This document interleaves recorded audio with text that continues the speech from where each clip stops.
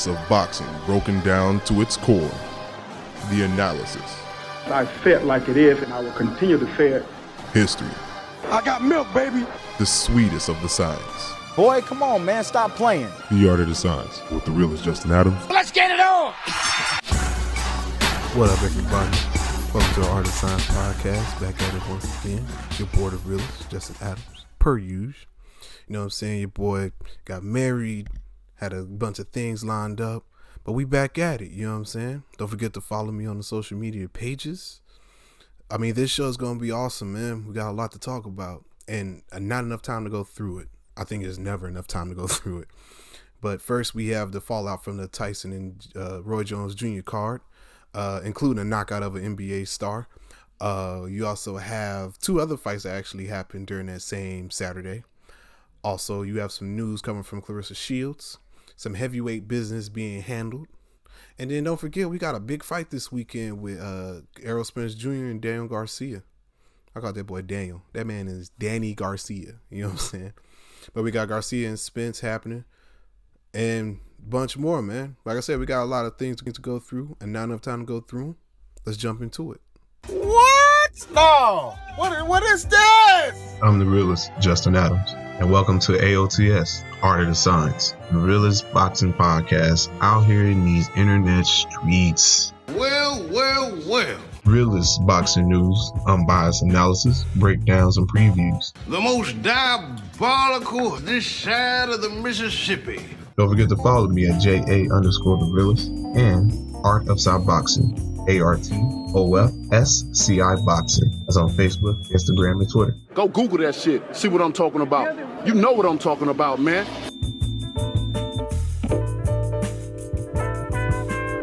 Over the weekend, actually Saturday to be exact, Daniel Jacobs took on Gabe Rosado. Just a good 168 matchup, a way for Jacobs to get into 168 with a credible opponent. This fight was basically set up for Jacobs to show that he was the upper echelon of 168 and why he was considered a top fighter at 160. And it went totally the opposite way. I wouldn't say totally. I'll say 80% the opposite way because Jacobs still got the win. It's just that he shouldn't have gotten the win. Rosado, I think, did more. I think he did more than enough to win. He was the one pressing the action.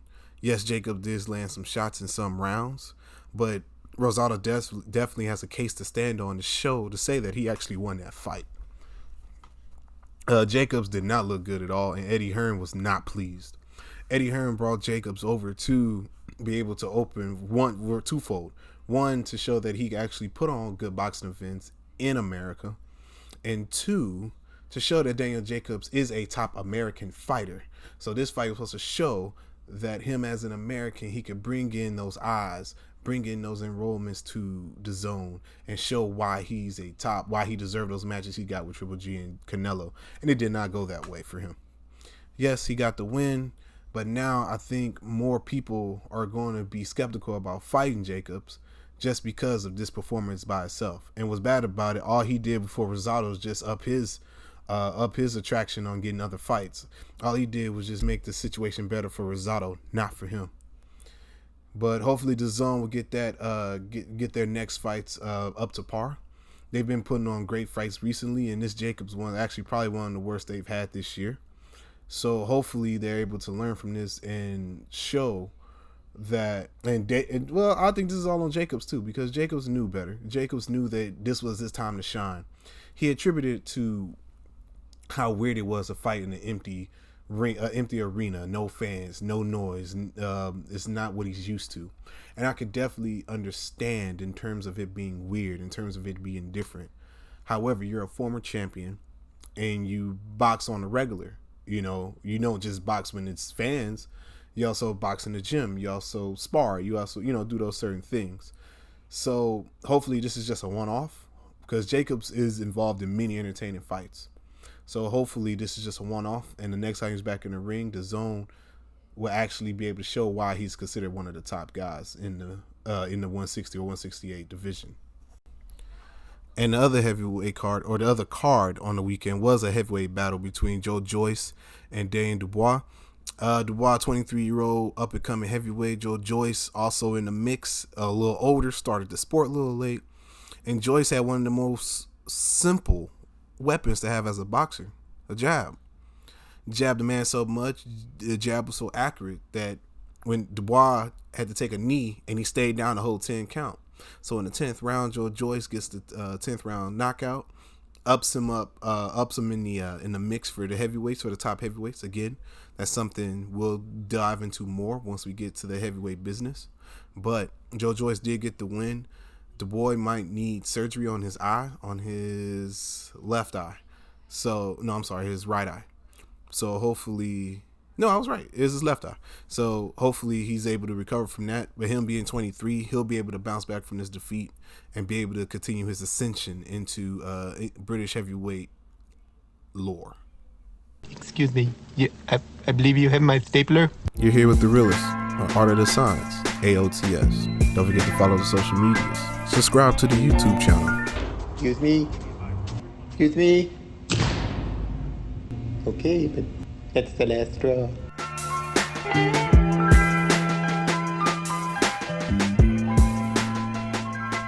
As I was talking about before, I wanted to talk about the heavyweight picture, how it looks, what's the future for the heavyweights, because now heavyweight is becoming that echelon of boxing that it has always been put on. And I think it is going in the right steps, So we have Pulev and Joshua fighting later on this month. So just to let y'all know, they are fighting and it will happen. I think it's December 18th or December 12th. I can't remember. But it is later on this month. Joshua and Pulev will fight each other. Joshua's look is coming out as a huge favorite. I mean, per usual. So, check out that fight. Please make sure you check out that fight. We also have Wilder and Fury. It's on a sports book. Like if I go to FanDuel Sportsbook, if I go to Westgate, whatever, it's on the books for it to be on New Year's Eve. I don't see that happening, but I do see them fighting. Now the WBC has already came out and said they won't get in the way of Tyson Fury if he wants to unify with Joshua. However, Joshua right now is with Pulev, and I don't know if Tyson Fury is going to want to sit around long enough to wait for that match, or if even Joshua will give him that match. So I don't know if they're going to truly step aside. And I don't think Wilder's the type of guy to step aside. He's come out numerous times saying that he wants that match again. He wants to have that trilogy, and he wants to settle it once and for all. Like I said, man, these heavyweights are picking up. So, like I said, keep your eye on them heavyweights. Now, like I said, with Joyce winning his fight, that puts him in the top 10. He should either be at 9 or be at 8, but that definitely puts him up in the top 10. You still got the likes of Usyk. You still got the likes of Joseph Parker. You still have Wilder. You still got Fury. You still got Joshua. And then Luis Ortiz, who just won not too long ago either. So there are heavyweights now, or not now. The heavyweight situation is going to become real nice. And like I said, these heavyweights are going to be able to bring heavyweight boxing back to the foreground if it's done correctly. And what I mean by correctly is this. Joshua go ahead, takes care of Pulev. Right after he takes care of that, Wilder should go ahead and get his rematch with Fury. Fury should win that. I think Fury should win that regardless of whoever Wilder brings. Then after that, you will have Fury and Fury and Joshua to have their unification match. That's what it looks like it would be. And then from there, you got Joseph Parker hopefully moving up. Joyce hopefully moving up. Usyk putting his name in the mix. And then you still got Dylan White floating around. You still got your Sora floating around. So, I mean, it's a lot going on. Oh, you still got Povetkin floating around. So, it's going to be a lot going on for this heavyweight division. So, like I said, man, keep your eyes on it, man. They coming.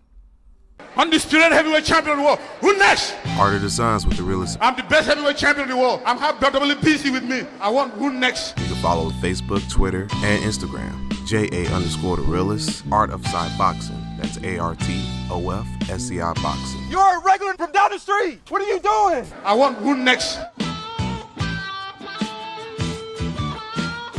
All right, now. I finally made it into the Tyson and Jones fight. I'm not gonna lie to you. I had a great time watching this event. So I'm going to go through this in order. You know what I'm saying? I'm not going to jump around the points. I want this to be very clear to people who are watching, listening, or whatnot. First things first, this was a great event. Tyson and Roy Jones was always pushed as an exhibition. That's exactly what it was, an exhibition. Did Tyson win? I thought he did, but it doesn't matter. It's an exhibition. Now, most people that watch wanted a winner, and most people knew who won. So I don't think there's a point of announcing that. However, you knew they were going to do it as a draw because at the end of the day, this was an exhibition for charities. Now, there were 2 fights on there. Actually, you know, we're going to call them pro fights. Well, yeah, we'll call them pro fights. So it was young Ortiz. He was on first, and he won his fight. And then Badu Jack and Blake McKernan. That fight was decent.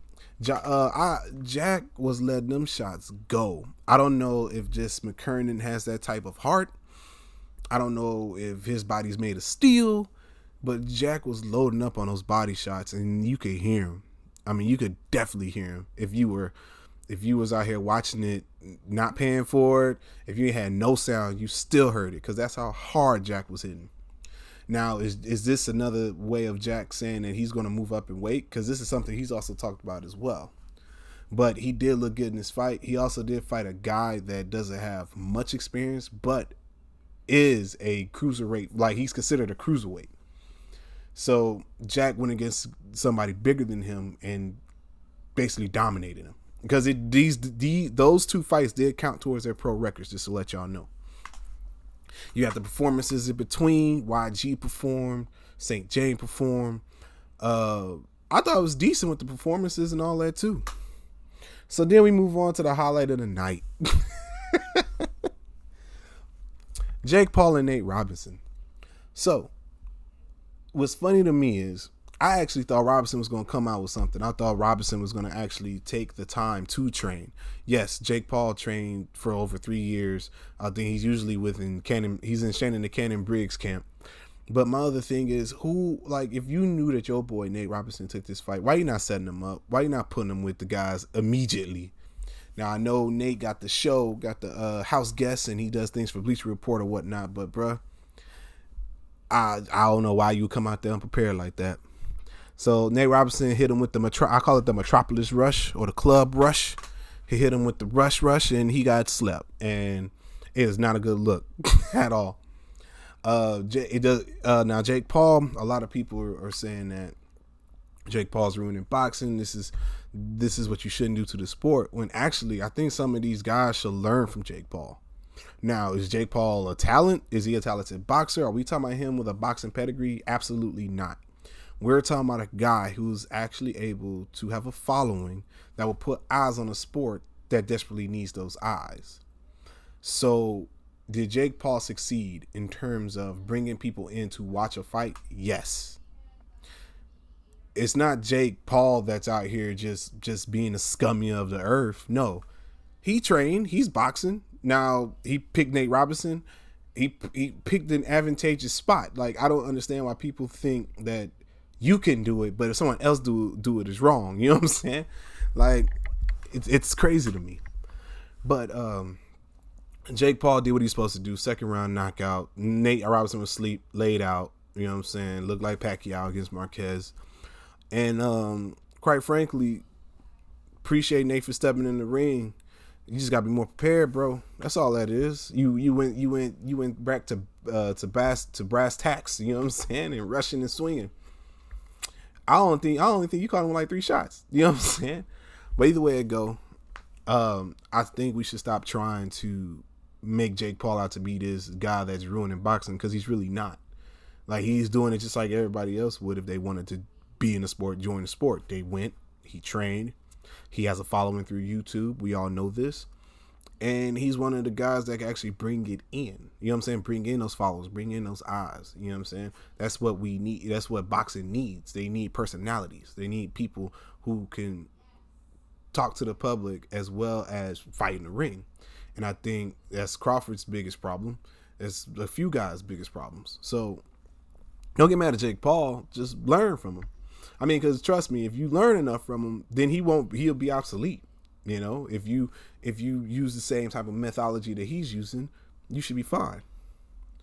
And then Jones and Tyson, the actual fight itself, first off, was not bad. First of all, we got two guys over 50 years old. Their combined age was 105 years old. I don't know why boys out here expected Hearns and Hagler. You know what I'm saying? These boys are old. And for two 50-year-olds to fight 8 rounds, 2 minutes each, Tyson still looked like he had a little bit in him. Jones was his age, bro. You know what I'm saying? And it was a decent fight. You know, Jones gave you them shoe shine. He gave you those. Yeah. Tyson, typical Tyson peekaboo. And it was actually a decent fight. And like I said, Tyson obviously won it. But again, it wasn't about who won. It was about, you know, bringing the people in. Oh, and we can't forget about Snoop Dogg killing it on the commentary. You know what I'm saying? Hopefully he'll, you know, once he started doing it more often, he'll know when to be off the cuff. He'll know when to throw in those slick jabs or whatnot. I mean, singing my Bless My Lord when Nate Robinson was asleep. That type of thing is funny. That's what most people are thinking, and that's what the fans of boxing and people who watch boxing are here to see. They're here to see people get beat up. Me personally, I like to see the signs. I like to see traps being set, how boys are being put in blenders, things of that nature. That's what I'm there for. But more from this fight, more from this card than you might know. So as you know, the fight was through Triller and Fight TV pay-per-view. They've announced that they're going to start a series called The Fight Club, and it's going to include Snoop Dogg as commentator. I think this is great for boxing.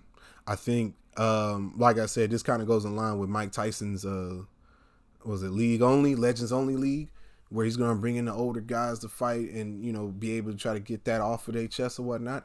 I don't see anything wrong with that. We're looking at them as exhibition fights. They're using these fights to raise money for charity, bring eyes to the sport. Evidently, they're not coming to watch them to see who becomes the next champion. They are reliving days. Like, these are guys that have decades of guys and fans that watch them. Like, a lot of people watched it because it was Roy Jones and Mike Tyson. Not because YG was performing. But if you're going to have this same type of concept, bring in some up-and-coming artists, you know, have a couple pro fights on there. You know, a couple fights that actually mean something. Maybe wherever they have the fights at. Have a local star or whatnot fight in that card or whatnot. And then you have your exhibition with your older guys. Because it brings me to my next point before I move on to the other news. Fight TV said they have, I think it was 1.7, 1.8 viewers. No, I'm sorry, 2.6. And it jumped their subscribers from 2.6 all the way to 4 million. That's in one night. So if we're talking about bringing older guys, like for example, Holyfield and Tyson. Holyfield's asking Tyson to sign his contract. Now, if they have that fight, I'm willing to bet people are going to watch that fight, no matter if they're 54, 55, 86, it doesn't matter. People are going to watch that. There's just too much history between those two to where that will not get watched. You know what I'm saying? And you set it up the same way. Do it as an exhibition. Now, would I charge $50? Probably not. You know what I'm saying? Give me a quick 40. Give me a quick 35. You know what I'm saying? Just like you'll get, what was it, $40? And I do $40 for the fight. You know what I'm saying? So I think this is great for boxing. I think this will actually put the mirror in front of the actual stars of boxing for them to realize, man, there's work that I need to do in order for this sport to be where it's at. Like, if you want them 10 million, 15 million, $20 million paydays, you got to bring in the people that equate that. You can't ask for that much money and then stink it up like Jacobs did on the Zone. You know what I'm saying? You have to be able to produce. And I think these type of cards, these type of what they would call a farce event, should put the mirror in front of these people's faces, promoters and everyone alike, and be able to show them like, hey, this can actually happen and we can actually bring eyes to the sport. And last but not least, if you're going to have artists on here, the least you can do is, for one, have artists that are somewhat relative besides YG. YG, perfect pick. I don't really know who the St. James Kid is. some people were telling me that, you know, his album goes hard or whatnot. I listened to it, wasn't my most favorite. But like I said, the concept of fight music performance, there's nothing wrong with that. The event didn't take that long either. So all in all, man, I thought it was a great event. I thought it was a great card. I think they should do this more often. Fight TV and Triller do want to make this a series where they're going to have 7 to 8 events a year. I don't know about 7 to 8, maybe one every quarter. You know what I'm saying? Ain't that many old people out here that want to fight. But if there is, prove me wrong. Show me that market. Because I'm pretty sure if you're going to really put it out there, people are going to want to watch it. We got to tell him. No, I don't care what the doctor said. We got to tell him now. Art of the Signs, Aots, the realest boxing podcast in these internet streets. This is our block. Now you gonna get down or you gonna lay down? Subscribe to the YouTube channel. The videos are on the YouTube and Facebook page. Audio, you're gonna hear that on Google and Apple Podcasts and SoundCloud. No. Rough on him now. No, he needs to know. Okay. He's always crying. Tough luck. Come kick it with the Realest every Friday. Follow me at JA_the Realest. At Art of Sci Boxing. That's ARTOFSCI Boxing. That's on Facebook, Instagram, Twitter. Now, you either get down or you lay down. What's it gonna be, sunshine?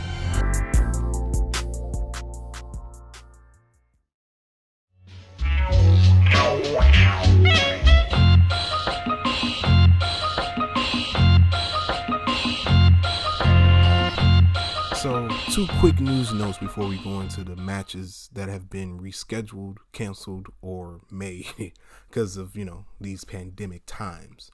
But before we get into that, and before we get into the preview for Spence and Garcia, just a couple of things in the news. First and foremost, Clarissa Shields is going to actually move to MMA and fight for the Professional Fighters League, a small MMA racket. They've actually, I think, Andrei Arlovsky has been part of it. But point is, this is a move that Shields has been talking about for at least a year and a half, just because of the competition that she's been able to beat in boxing. As of right now, they're going to start her at lightweight, which is 155 for her, which in my opinion, it should be decent for her just for now. I mean, first of all, I didn't know she was only 25 because she fights, if I'm not mistaken, at 160. So going down 5 pounds might not be too much, especially for her at 25. But again, they're going to start her at lightweight and see how she carries herself there. They say they might be able to get her a couple of one-off fights where she comes in, fights, and then takes a step back. Like, she's not going to get into a full contract as of yet in terms of multi-fight contracts. She was slated to take on, I think it was the Karen for a unification match, and that ended up not happening, or it's not happening as of now.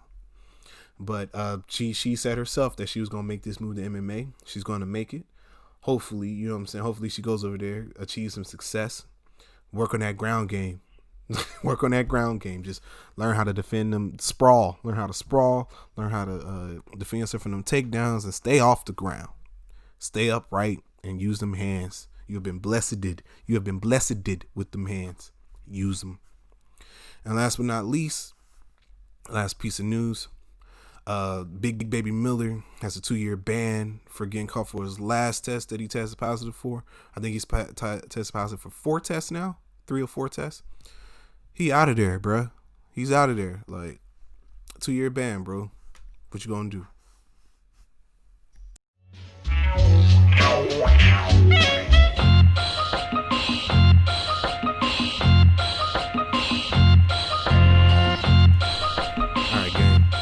Some of the matches that have been made. Actually, someone actually did win the Canelo sweepstakes, and it's Callum Smith, champion at 168. It's gonna be a unification title fight between him and Canelo, December 19th. Also, a match that was just made for that card today was Julio Cesar Martinez, the WBC flyweight champion. He will be taking on the number 2 contender, Francisco Rodriguez, and that card's gonna be love, man. I'm just glad to see Canelo back in the ring after all the legal stuff he's been through. I'm glad to just be able to see him back in the ring and show why he could essentially now be considered the top pound for pound fighter in the world. Julio Cesar Martinez might be up there soon as well, just because of how he's dominating his division. And yeah, man, I mean, some fights are coming through. J-Rock, Julian Williams might be able to have a fight against Dennis Hogan in January. It's a lot going on, man. Now, those being made, there have been 4 guys that have tested positive for coronavirus, and most likely their matches are out. So we have Cota, who was supposed to take on Fondora on the Spence and Garcia card. He tested positive. He's been replaced by Ahmed. You have Thomas Delorme. He was supposed to fight as well. He tested positive. His match is not happening at all. Then Glovacki was supposed to take on Lawrence Okoli, and that fight, to my knowledge, is off. That fight was actually next weekend. So unless they're able to find an opponent that quick, I don't see that happening. But that Glovacki and Okoli fight, low key, was going to be a decent scrap. Like, this is Okoli's chance to step up in competition. It was also a chance for Glovacki to reestablish himself if he were to get the win. Now, man, I'm trying to tell you, we try to keep this thing going. So yeah, now we're gonna jump into the weekend for boxing. Decent little weekend. Got some fights on during the week as well. Got a surprise for you guys. I actually did an interview with Eric Drath, the director of Macho, the Hector Camacho story, that will be on Showtime tonight, which is Thursday. If I were you, watch it after you watch me and my guys, Joe and Chris, on Students of the Game. The documentary will be on at 9 o'clock. We should be done by then. But point being is, the interview will come on after the podcast. You know, check out the documentary. Let me know what you think. And before I go any further, I'd like to send a shout out to Eric Drath for giving me the time to actually do this interview with me. Now, the schedule for this weekend is not that bad. Thursday, tonight, you have Brandon Adams taking on Sonny Duverson and Caballo versus Gomez. That's on the NBC Sports Network. I can't remember who Brandon Adams fought, but he sounds very familiar. I want to say he's from the Contender Series, but I might be wrong. But Ring City USA has been able to put on these local cards, decent boxing. If you're just looking for some decent fights, decent boxing, Ring USA's got it for you. Like I said, NBC Sports Network, and that's going to be on at 8 p.m. Central Time, 9 p.m. Eastern. And then Friday, tomorrow at noon, you have Billy Joe Saunders taking on Martin Murray. This would be for Saunders' WBO 168 title. We went from him being in the Canelo sweepstakes to fighting Martin Murray, who will be fighting for a world title for a 5th time. Murray, scrappy dude, is always in there to fight. I think he's past his days. I think Joe Saunders shows why, even through all the shenanigans and whatnot, why he is still a talented boxer. On Saturday, December 5th at 1 p.m. on ESPN Plus. Oh, sorry, by the way, Billy Joe Saunders fights on DAZN. Saturday is on ESPN Plus, 1 p.m. Central Time. You got Anthony Yard making his return to the ring. I think his last fight was against Kovalev, and that was a loss. You have him taking on Lyndon Arthur. Then you have Willie Hutchinson taking on Lennox Clark. So again, that card is on ESPN Plus, 1 p.m. Central Time on Saturday. Last but not least, the pay-per-view. Fox pay-per-view to be exact, 9 p.m. Eastern Time, 8 p.m. Central. You have Errol Spence taking on Danny Garcia. Fundora, like I said, will not be taking on Cota because Cota tested positive. You also have Josecito Lopez taking on Francisco Santana. And then Eduardo Ramirez taking on Miguel Flores, which Flores is replacing somebody as well. If I'm not mistaken, I think he's replacing Julio Ceja. Let me see. Yes. And Flores actually is real decent, so that should be a good fight. $75 for the pay-per-view, bro. PBC has been putting out some good pay-per-views lately. A lot of action. You had the Tank Davis pay-per-view. You had the Charlos headlining theirs. These were good pay-per-views. Now, I know people look at Spence and say, oh, he's supposed to fight Crawford. You're supposed to be fighting other people. The Danny Garcia's fight is a decent fight, especially for a guy who's just in a traumatic car crash. You know what I'm saying? To jump back in the ring with a top 5 welterweight bodes well. And will show why Errol Spence is considered one of the top. I got Spence winning it. I have not seen much video of Spence sparring. That's what I'm more concerned with, is the sparring. Is once he starts getting hit, what will he do? How he will react? You know what I'm saying? With those type of things, you always tend to think about how the mind works, the mind acts. Like, this man went through a car that flipped multiple times. So maybe his equilibrium might be not as good as it used to be. Maybe he can't take a punch like he used to. We don't know that. He did have surgery on his face to try to help cure all the scratches and things on his face. So it will be something to see how he gets react to getting hit. I still have Spence winning it, though. I think it will be a closer fight than what people are making it seem. It is still worth the fight. It's still worth the watch. Am I paying $75? Depends. If it's payday for me, maybe. If it ain't payday, then nope.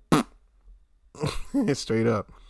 But please, check out the fight. Watch it. Because like I said, I'm going to try my best to watch it. And before I go, don't forget, stay here. I'm about to leave real quick. Stay here. Watch their interview with me and Eric Drath. Talk about Macho, why he shot Macho, how it was like in New York for him growing up. And yeah, man, just stay here, stay tuned, keep watching. But other than that, follow me on my social media pages. Hit your boy up. I'm here for you.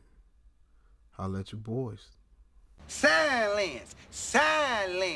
You're here with the Realest on Aots, the realest boxing podcast in these internet streets. Therefore, shut up, don't say nothing, don't speak to me, don't look at me. Come do it big with the Realest every Friday. Visually, YouTube and Facebook, audio, Google and Apple Podcasts, and SoundCloud. It has to be a mistake, I'm sure. Mistake my So first things first, man. How did you get the story? What made you want to do Macho's story? Well, I always knew that Hector's story was just sensational. I mean, he was a pure character. He really ruled the sport in the 80s when I was watching, when I was a young fan. And I also had the great privilege to work with him when I was a journalist. I covered the Leonard Camacho fight in 1997. And then after that, I got to know his son when I transitioned to working in the boxing business. So I knew his story. I knew it was an important story. And while, I was kind of waiting for some kind of resolution on his murder, when I found out that never came, 7 years later, I was like, we need closure. The family needs closure. The boxing world needs closure. The Latino, Puerto Rican community needs closure. And so that's what really set my charge to get this story told. Understand. So coming from 87, well, first, before coming in, I know you, did you get a chance to see the Tyson and Jones fight on Saturday? I did. I watched it. I loved it. I thought it was cool. I thought it was great. I thought it was a good, entertaining event. Besides old buddy Nate Robinson getting knocked out, which was bogus. But other than that, I thought the event was good, especially Badu Jack's fight with what was his name? The bald-headed. It was a bald-headed white dude. It was right before Nate Robinson and Jake Paul's fight. Yeah, and that was the one fight I didn't really pay attention to. I know. I thought it was terrific entertainment. It's going to probably do massive numbers. Agreed. And, I hate to say it, but it's kind of a sad commentary on the sport right now if that becomes the biggest fight of the year for our sport. Right. Agreed. And then that's what brings me back to the Macho thing. So with Macho, he brought people in. Like, he's one of the few fighters that you could just literally just say Macho Camacho, it's Macho time. And everyone knew what that meant, So going in the 80s, watching that in the 80s, and then now putting all that footage and stuff together, is it more of a surreal feeling, especially now that it's still not resolved? Well, I started the film, my journalistic instincts kicked in, and I wanted to find a kind of, if not solve the case, at least get to the bottom of what the hell is going on. Why can't they solve this? Right. And while I spent a lot of time going to the police, got behind the scenes with the FBI, did a lot of legwork. What I realized was that lost in that was his magnificent story and his magnificent life.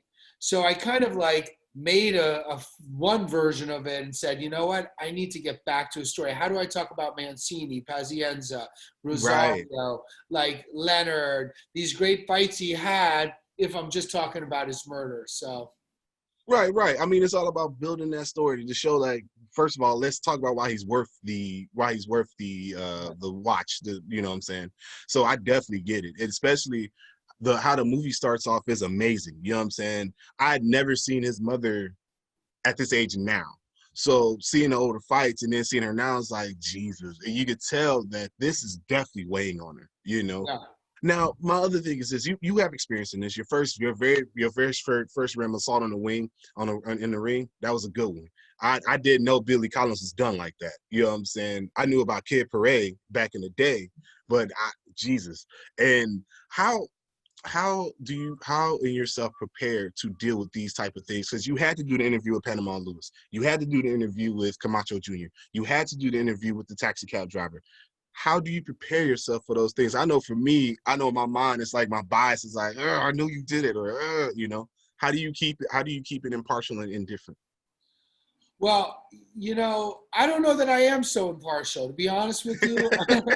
You know, everybody wants to be, you know, I get emotional in the sense that, like, I care about these stories, you know. Right. I don't look at this just like, you know, a boxing story. This is a human story. This is a story about a mother that's searching for closure just as much as it is about a fighter who, encapsulated the world and captured the world's attention, captivated the world's attention is the word I was looking for. Right. And so, you know, it's a human story. And so, and Assault in the Ring was a story about a guy seeking redemption. You know, this is about a story of a family seeking closure. No Mas was about, you know, coming to terms with reality, with what really happened, and getting to the bottom of why, and understanding why people do certain things and say certain things. Understand, because it seemed like in Macho, things were kind of, these are the fights that were defining fights, especially the Pazienza fight. Like I did something on him a while back, and seeing that, it's like, bro, you're putting everything in the place for me. You know what I'm saying? Now I can see what Macho was doing during the 80s. I was born in 87, so I caught everything late. You know what I'm saying? So being able to see that, and how many times, I wanted to know, did you have a bet with your production crew about how many times y'all gonna say Macho time in the movie? Because Macho time say like 50 times. Well, yeah, and of course when we were like, what should we call this thing, it was like Macho time, and actually there was a great book that came out just recently, which from a fellow journalist, which used the name Macho time. So I was like, you know, that was the name everybody thought we'd use. But yeah, I mean, you know, Macho time really, you know, Macho time was 1986 when he captivated the world. He owned the sport. You know, If you look at the original fight poster from Rosario in 1986, there's a big picture of him. There's a picture of Rosario. And guess who's on the undercard? Guy named Mike Tyson. Right. So that kind of shows you who was running the sport. For a moment in time, Camacho owned the boxing world. Mm-hmm. No, and I think that y'all did a real good job of showing that, because like I said, for me, a kid born in 87, I don't know I'm born into the Tyson time. You know, Tyson came in and then, you know, started running things. So seeing Camacho, like, that put in a whole gap for me. So with Camacho, was he one of your favorite fighters growing up watching, or, you know, it was just that the Macho story just tugged to you? No, I loved Macho because I loved the characters. I mean, as much as I'm a fan of the sport, I want my heroes to have personality, but I also definitely want them to have flaws. You know, look at like the great Marvel characters. You know, they're superheroes and they have super ability, but they also have humanistic flaws. And I think that's something that really, you know, captures, you know, the minds and the fascination of us mortals. And he had that, and he had that ability to make mistakes in a very public way. Some of them very unforgivable mistakes, you know, mostly to himself. And yet we'd still want to watch him. So I think half the people wanted to watch him get knocked out, and half the people wanted to watch him win. And that's usually a formula for a good fighter. Exactly. I'm right there with you on that because at the end of the day, the sport needs personalities to attach to. And if there aren't any, you're not going to, and that, like I said, that brings back to the Tyson and Jones might do the best numbers of 2020. You know what I'm saying? And that's crazy. But I'm gonna push this to the side. I got a question for you on that later. But okay, so back to Camacho. So there are a couple of shots where you're back at the scene of the crime. First of all, how hard was it for Camacho Jr. and essentially his grandmother to relive those moments, because this is something that hasn't been resolved yet? So to open up that wound again, I know that was a lot to go through. They were very forthcoming and open about it, and they were very helpful. And it was hard to ask certain questions, but yet we were able to do it, and it really is a testament to them being so open and willing to give themselves. Right. And it's funny too, because when you think about coming up with content, you always want to think about stories that you hold near and dear to you. Yeah. You know what I'm saying? Or stories that are tug at your heartstrings or whatnot. But this one here was different for me because at least in Assault in the Ring, you had somewhat of a resolution. Like, dude admitted to he did mess with the gloves. Then we had No Moss, where they actually admitted to those certain things. For me, this looks like, to me, the first time that there was no real closure to this. It's kind of different. So explain to me how that compares to your other documentaries, this one right here. And that's a great point. Nobody's asked me that yet, because it was tough to kind of be in a place where I didn't find the killer, right. although they do know it. Right. Which is weird to me. You know what I'm saying? Like, they say, yeah, we know who it is, but then but part of it was that I think, Maria, does have closure. Right. At the end, I don't want to give away the film, and no, don't, please don't. But I think she gets to a different place. I think there's a movement from the beginning to the end of the film where she gets some freedom. But there is a sad commentary about the state of Puerto Rico today. Only Definitely. A third of murders get solved. They've got the second largest police force in all of the U.S. and its territories, only second to New York, right. And they can't solve a murder. And as the great Lou DiBella said, who's an executive producer on this, he was like, Camacho was their hero of their streets. He might not have been the best Puerto Rican boxer, but he was the hero of the streets. And I say, well, if he's the hero of the streets and they can't solve his murder, then whose murder can they solve? Right. Is he truly a hero? Because in that point with heroes, you want to get those things solved. Like, you want to figure out who's the next in line, or at least who stopped this flow from happening.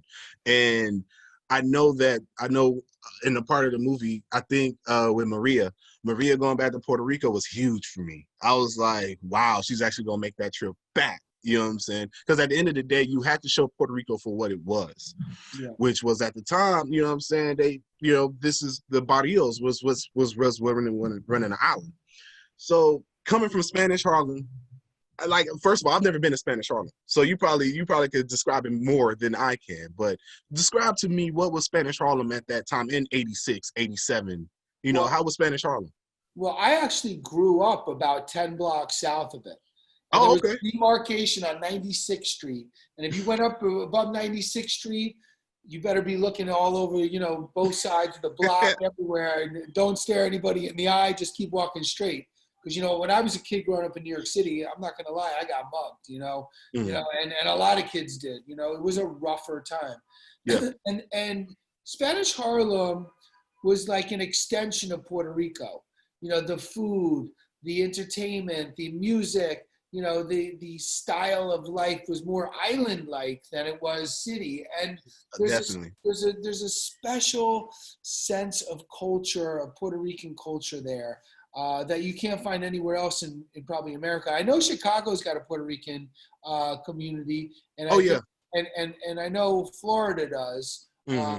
But it was really rough back then. There were burnt out buildings. There were drug dealers on the corners. Right. They grew up in the projects. But out of those projects, a golden child was endowed with world-class ability and grit and determination. And without that, talent means nothing if you don't have the desire to make it work for you. And he did. Excuse me, I believe you have my stapler? You're here with the Realest on Art of the Science, Aots. Don't forget to follow the social medias. Subscribe to the YouTube channel. Excuse me? Excuse me? Okay, but that's the last straw. Right. So what would be the one thing, if anything, because a guy like me, I'm a boxing fan, so I still have that knowledge of Hector Camacho. But for a person that doesn't like my wife don't watch boxing, she don't like the sport, she doesn't like blood, she don't like none of that. But she did like this story. So my question to you is, what is the one thing you want people to take away from this documentary, boxing fan or not? Well, I wanted to reintroduce more people, that either people that knew him or never knew him, of this incredible personality. He was so authentic, Justin. He was like the real deal. Like, you see fighters that walk into the ring with outfits all the time, and that's cool. And then they get out and they put on a suit or their clothes and they walk out. This man, what he wore in the ring, he's just as comfortable wearing outside of the ring. Right. He was a true showman. So he wasn't just he was a showman who was endowed with world-class talent. And, that made him so special. And so what I want people to come out of this is to meet this unbelievable guy, understand how hard it was and how hard it is to get to where he got, and to understand that he was also human. And his biggest battle might have been his own inner battle than any that he fought in the ring.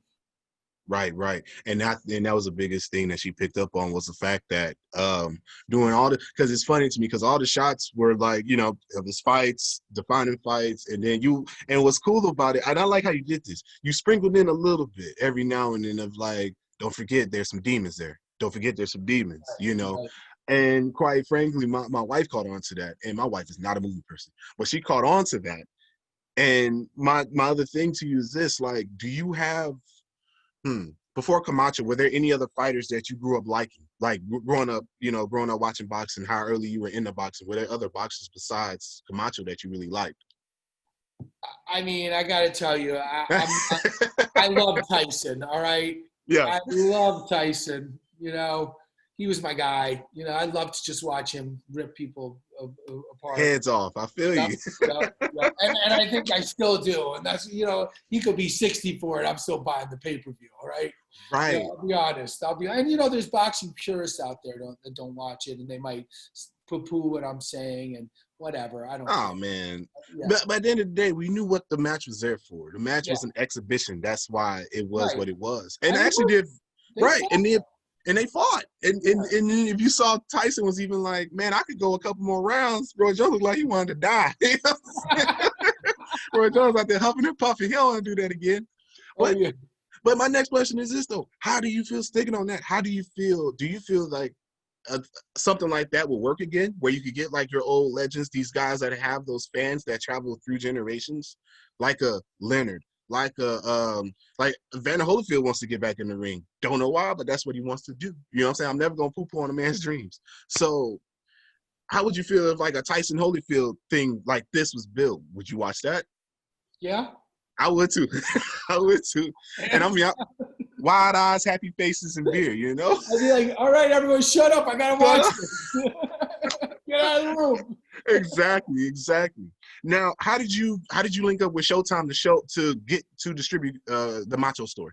Well, I shot the first film of this in 2013 after his death. Oh, okay. I went, not a couple months after his death, I found his son, Hector, who's an amazing guy. I love Hector Jr. And he was down in Puerto Rico still living in his dad's apartment. Wow. So okay. I filmed a little with him down there. And then, you know, I got so busy with so many other projects, and year by year, nothing was being solved. And finally, I was like, I got to do this. So I first took it over to ESPN just because I have a relationship with them. Right. But, you know, it wound up with Showtime, and I got to tell you, Showtime, nobody treats boxing fans the way Showtime does. Showtime really cares about the boxing fans. And I'm going to be out there and say this. Look, ESPN's a great place to, you know, to showcase big audience, but I don't feel like they do the same justice for boxing like Showtime does. They might have a good series, and Bob Arum's a great man. I personally love him, and Todd's a good guy. Right. They've got a good brand, and they put on some great fights. But when it comes down to ESPN versus Showtime, as far as caring about the audience and the stories that they tell, Showtime, Steven Espinoza was just like, I love it. We wanted to do this story. Let's do it. It was 2 phone calls, and we were done. You know, wow. it wasn't a lot of back